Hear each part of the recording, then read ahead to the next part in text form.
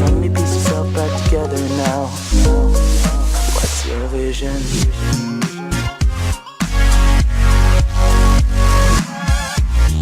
Toute la semaine, nous revenons sur des faits divers qui ont marqué l'année.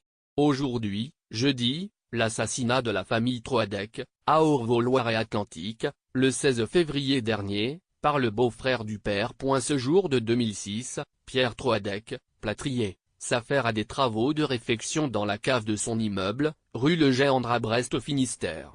À coups de masse, l'homme s'échine à casser un mur lorsqu'il tombe sur un trésor de l'or, en pièces et en lingots. Ce magot, lui et son épouse Renée décident de le cacher dans leur maison de Guipava. En 2009, Pierre meurt. Il n'a encore rien dit à ses enfants et à leur conjoint de la bonne nouvelle liée au partage qu'il leur avait promise. Or l'année d'après, le trésor disparaît. Il a été volé par leur fils aîné Pascal, sans partage avec sa sœur Lydie, pense Renée. Maudit magot. L'affaire du massacre de Pascal Troadec, de sa femme Brigitte, tous deux 49 ans, et de leurs deux enfants de 19 et 21 ans, le 16 février 2017 à Orvault-Loire-et-Atlantique, sonne comme l'épilogue sanglant d'une terrible brouille familiale grandie sur l'obsession pour ce fantomatique tas de métal jaune. 3 ans avant le massacre à coups de pied des biches qu'il commettra cette nuit-là, le gendre de Renée, Hubert Kawissin, s'entend raconter par Renée l'histoire de l'or et du volume. Bien que fondée sur le seul récit de la matriarche, l'existence de ce butin dérobé par son beau-frère et qu'il pense placer à l'étranger devient pour lui une obsession. Il veut réparer l'injustice, a-t-il expliqué aux enquêteurs. La fièvre de l'or divise la famille. Le secret éventé, la fièvre de l'or divise la famille. En 2014, conviés à s'expliquer lors d'un repas, Pascal et Brigitte affirment n'avoir rien volé. La réunion, qui visait à un arrangement afin qu'ils restituent leur part à Renée et à Lydie, tourne au pugilat. Les liens sont rompus. Renée prend le parti d'Hubert et de Lydie. Depuis quelques années, le couple, parent de petit Henri, traverse des difficultés, cancer du sein pour elle, dépression pour lui, longtemps en arrêt maladie de son poste à l'Arsenal de Brest. Il s'isole, déménage à Pont-de-Buis Finistère, une ferme où les restes des Troadec seront retrouvés. Dans le même temps, il voit le train de vie de Pascal et Brigitte changer voiture neuve, voyage dans toute l'Europe. Autant de preuves de l'or volé, croit-il.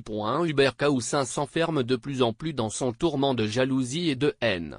À partir de la fin 2016, il se rend plusieurs fois chez les Troadec, à Orvault, pour les espionner, parcourant les centaines de kilomètres qui les séparent en secret.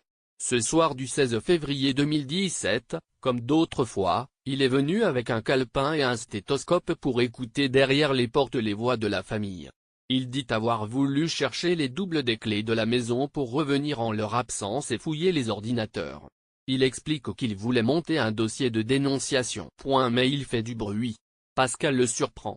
Dans leur lutte, Hubert s'empare du pied des biches que son beau-frère brandit. En rage, il le frappe.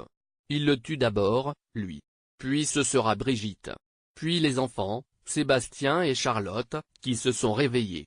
3 jours durant, Hubert, qui raconte tout à Lydie, s'efforcera de faire disparaître les corps de ses victimes, qu'il vient rechercher et rapporte dans sa ferme du Stang à Pont-de-Buis.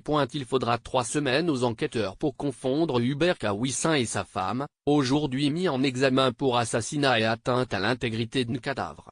Quant au trésor maudit, nulle trace n'a encore été retrouvée.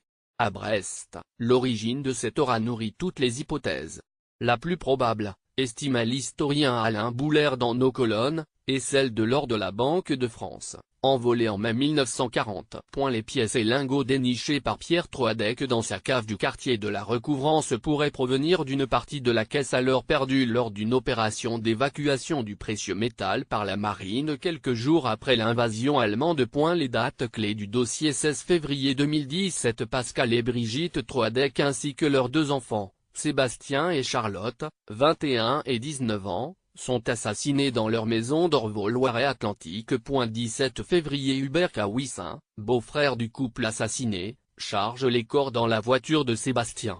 Sa femme, Lydie, sœur de Pascal, fait le guet à l'extérieur. 18 février, dans sa grange en Bretagne, Hubert entreprend de faire disparaître les corps. 20 février, Hubert et Lydie retournent à Orvault pour achever de nettoyer la maison. 22 février, il dépose la Peugeot 308 de Sébastien, le fils aîné, à Saint-Nazaire pour brouiller les pistes. 23 février La famille de Brigitte Troadec s'inquiète et prévient la police. 24 février Le parquet de Nantes ouvre une information judiciaire pour enlèvement et séquestration suivie ou précédée de meurtre. 5 mars Hubert Kawissin est placé en garde à vue avec sa compagne, Lydie Troadec.